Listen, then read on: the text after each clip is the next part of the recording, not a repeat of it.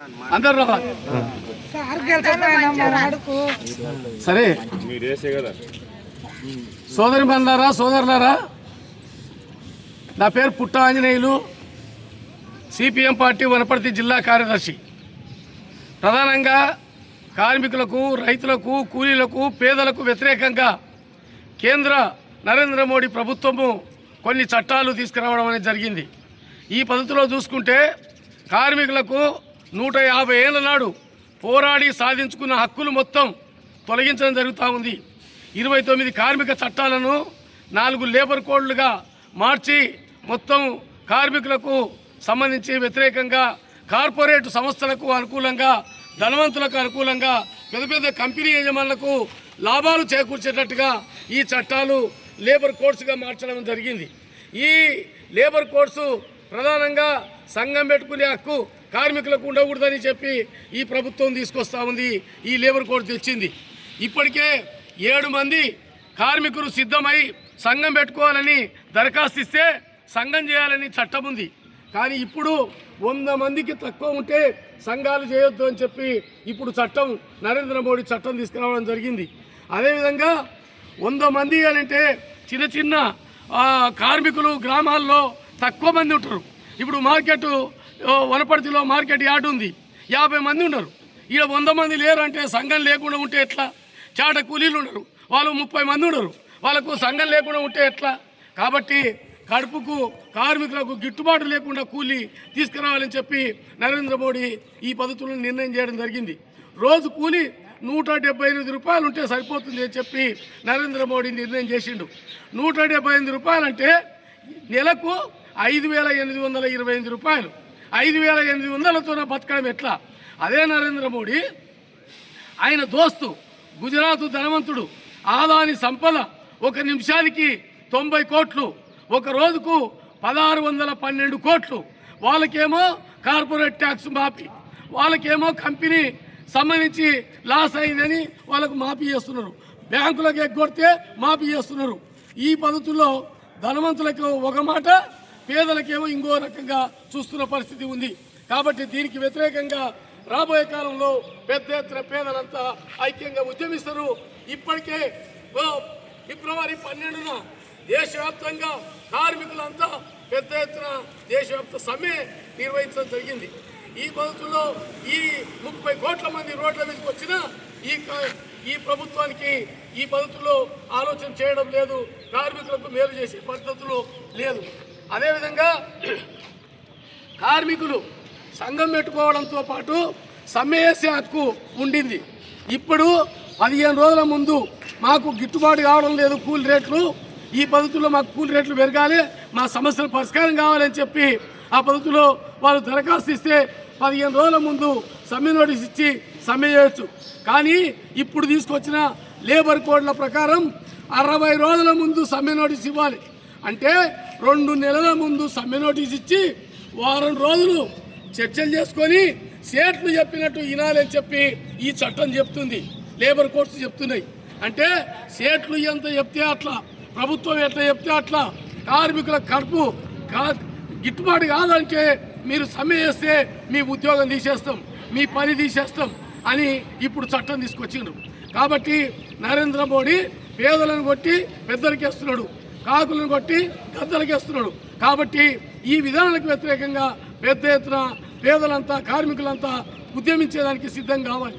అదేవిధంగా ఇప్పటిదాకా ఉన్న బోనస్ చట్టం కానీ, పిఎఫ్ కానీ, ఈఎస్ఐ కానీ, మిగతా అనేక చట్టాలు ఉలిక్కి అవుతున్నాయి, ఆ చట్టాలు వెనక్కిపోతున్నాయి.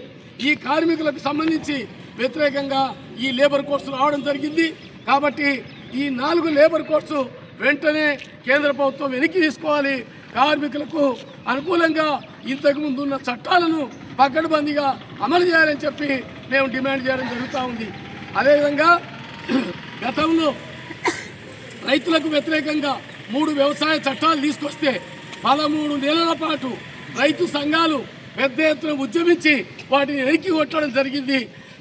తప్పైంది రైతులారా, దేశ ప్రజలారా అని చెప్పి క్షమించండి అని చెప్పి నరేంద్ర మోడీ చెప్పిండు. ఈ లేబర్ కోడ్స్ కూడా అట్లనే వెలికి తీసుకోవాలి, వాటిని క్షమించండి అని చెప్పి సారీ చెప్పి వెలికి తీసుకోవాలి. లేకపోతే పెద్ద ఎత్తున కార్మికులు తిరుగుబాటు చేస్తారని చెప్పి హెచ్చరిక చేస్తూ ఉన్నాం. అదేవిధంగా ఇప్పుడు మహాత్మా గాంధీ జాతీయ గ్రామీణ ఉపాధి హామీ చట్టం 2004లో కమ్యూనిస్టులకు సిపిఎంకు 44 సీట్లు, ఇతర కమ్యూనిస్టులకు 20 సీట్లు వస్తే మొత్తం 64 మంది ఈ ఎంపీలు మద్దతు తీసుకోవాలి. లేకపోతే బీజేపీకి దాని మిత్రపక్షాలకు కానీ కాంగ్రెస్ దాని మిత్రపక్షాలకు కానీ సొంత బలం రాలేదు.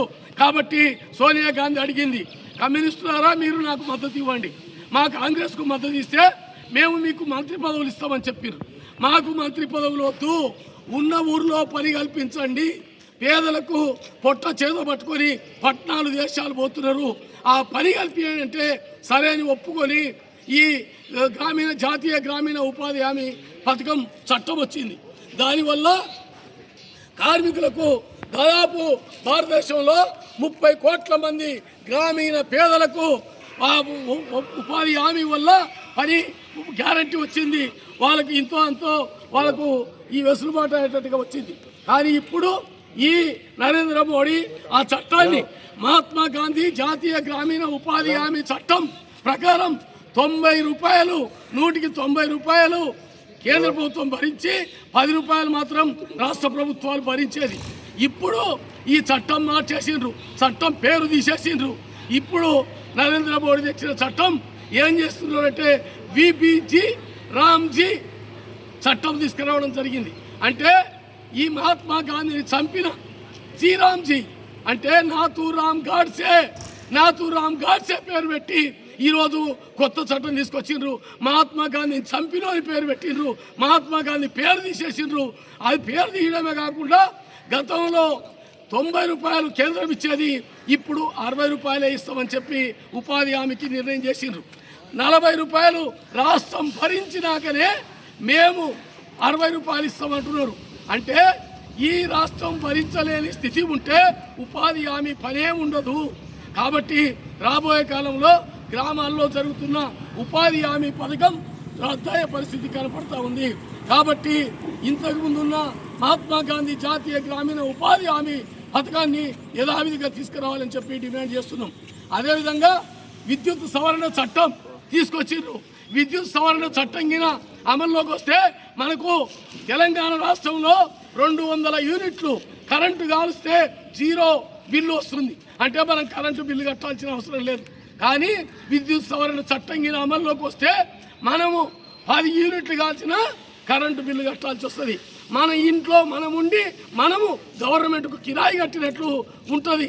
కాబట్టి ఈ విద్యుత్ సవరణ చట్టాన్ని వెనక్కి తీసుకోవాలి, లేకపోతే పెద్ద ఎత్తున ఉద్యమిస్తాం. మా కరెంటు ఛార్జీలకు వ్యతిరేకంగా 2000 సంవత్సరంలో సిపిఎం పార్టీ, కమ్యూనిస్టులు, అదేవిధంగా మిగతా పోరాటాలు పెద్ద ఎత్తున చేసి ఆ రోజు చంద్రబాబు ప్రభుత్వంలో తిరుగుబాటు చేస్తే సిపిఎం నాయకులను 3 పొట్టను పెట్టుకోవడం జరిగింది. బాలస్వామి, రామకృష్ణ, విష్ణువర్ధన్ రెడ్డి చనిపోయారు. దాంతో ఉచిత విద్యుత్ ఇస్తని వైఎస్ రాజశేఖర రెడ్డి వచ్చిండు. ఇప్పుడు ఉచిత విద్యుత్ ఉంది 200 యూనిట్ల వరకు. ఆ చట్టం కింద వస్తే మళ్ళీ కరెంటు బిల్లు విపరీతంగా పెరిగిపోతాయి. వ్యవసాయ మోటార్లకు మీటర్లు వస్తాయి. అంటే రాబోయే కాలంలో పేదలకు కరెంటు బిల్లు కష్టమవుతుంది. కాబట్టి దాన్ని వెనక్కి తీసుకోవాలి. విత్తన చట్టం అని చెప్పి కొత్త చట్టం తీసుకొస్తున్నారు. ఇది కార్పొరేట్ కంపెనీలకు, పెద్ద పెద్ద కంపెనీలకు, స్వదేశీ విదేశీ గుత్త కంపెనీలకు లాభాలు చేకూర్చేటట్టుగా ఉంది. కాబట్టి ఈ విత్తన చట్టాన్ని కూడా వెనక్కి తీసుకోవాలని చెప్పి తెలియజేస్తూ ఈ అవకాశం ఇచ్చి ఓపికమైన మీకు పేరు పేరున ధన్యవాదాలు, నమస్కారాలు తెలియజేస్తూ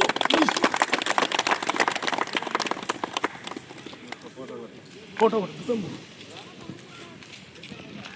దగ్గరికి ఓమ్మా నీవు పేదవాళ్ళ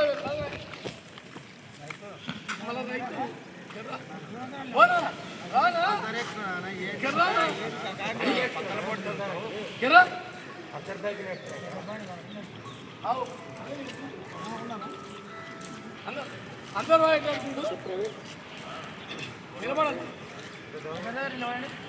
దగ్గర నిలబడండి, నిండు కనపడతాం. ఇట్లా ఇట్లా ఉండాలి, ముందుకు వస్తున్నాం అందరూ నిందాగా ఉండండి. నేను ఉన్నా ఉండు ఒక నిమిషం ఆగు. ఒక నిమిషం ఆగు.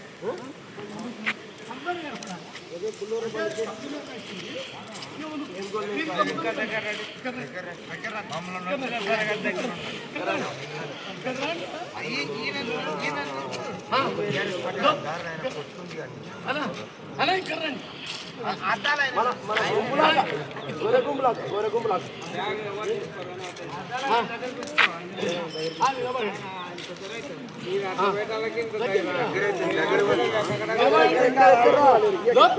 ఫోటోలు మంచిగా తీసుకోండి. ఇప్పుడు ఈ కూల్ రేట్ల అగ్రిమెంట్ల విషయంలో మీరు ఆలోచన చేయండి. అది డేట్ వచ్చిందంటే మాకు చెప్పండి, మేము కూడా వస్తాము మాట్లాడి ఖచ్చితంగా రేట్లు మొత్తము. ఇది ప్రభుత్వం, మీరు అర్థం చేసుకోవాల్సింది, ఇది ప్రభుత్వ మార్కెట్ కాబట్టి సెక్రటరీ ఫోటో తీసుకోవాలి, వీడియో అదే సెక్రటరీ ద్వారా ఒత్తిడి చేసి మార్కెట్ చైర్మన్ మీద ఒత్తిడి చేసి మనం ఖచ్చితంగా రేట్లు కానీ మిగతా అనేక బెనిఫిట్స్ ఉంటాయి మార్కెట్లో అన్నప్పుడు ఆ చట్ట ప్రకారం మనం సాధించుకుందాం. మీరు అర్థం చేసుకోండి. ఏదో లీడర్లు పోయి ఒక 3-5 మంది పోయి మాట్లాడుకొని